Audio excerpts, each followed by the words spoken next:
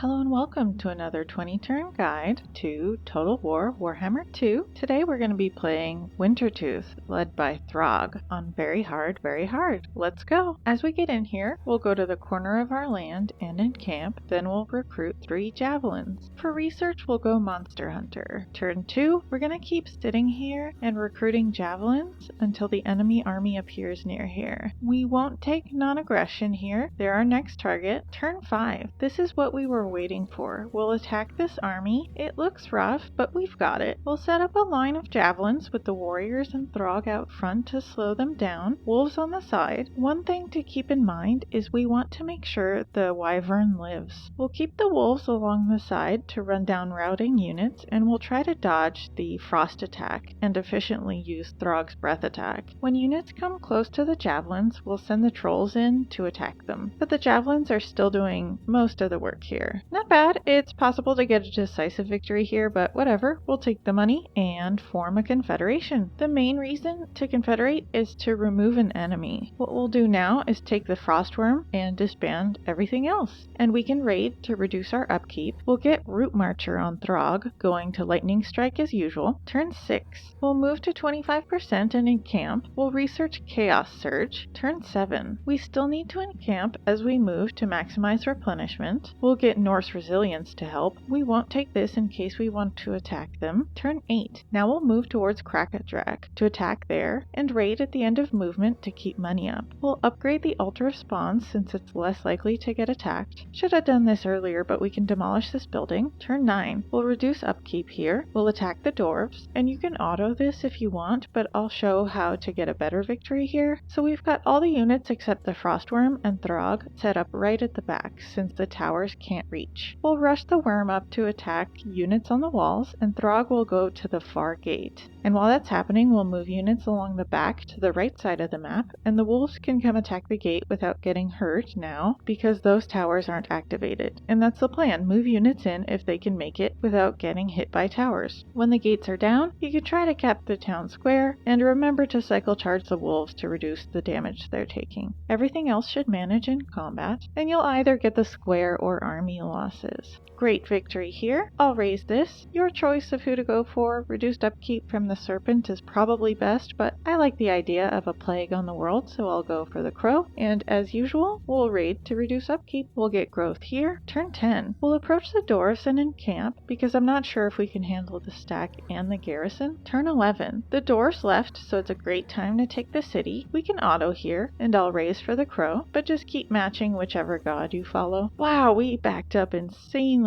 far. Okay. As usual, raid to reduce upkeep. We'll get Ice-Blooded Strength. Turn 12. We'll move again and encamp since we still need to replenish. We can upgrade Aceling's Conclave, get more growth, and get an Obsidian Quarry. Turn 13. We'll approach the dwarves to attack next turn, and we're almost to Lightning Strike. I don't love these early levels, so pick whatever. Turn 14. Wulfric is doing some nice confederation for us, and now we'll attack the dwarves. This is pretty evenly matched, but I think we'll manage, especially if we waste their ammo. Throgg is great for wasting ammo because he regens. It's still smart to try to dodge though. Once the ammo is gone, we can start the fight with the Frostworm's breath attack since he can easily get away. And we'll do the same thing we did in the last open battle. Let the javelins do most of the work and the wolves can run down routing units. Great victory. We'll sack here. We've caught them in the underway. Might as well get the free experience. We'll take the money. Turn 15. We'll get more growth and money in Aceling's Conclave, and we'll sack the dwarves again. They'll have a rebellion, but a chaos rebellion won't wipe them out if they've been sacked. We lost warriors in auto-resolve. Oh well. We've got Lightning Strike, which is great. Turn 16. We'll attack the Chaos Rebellion. It's best to fight manually to get more experience out of it, and you can Lightning Strike for the debuff.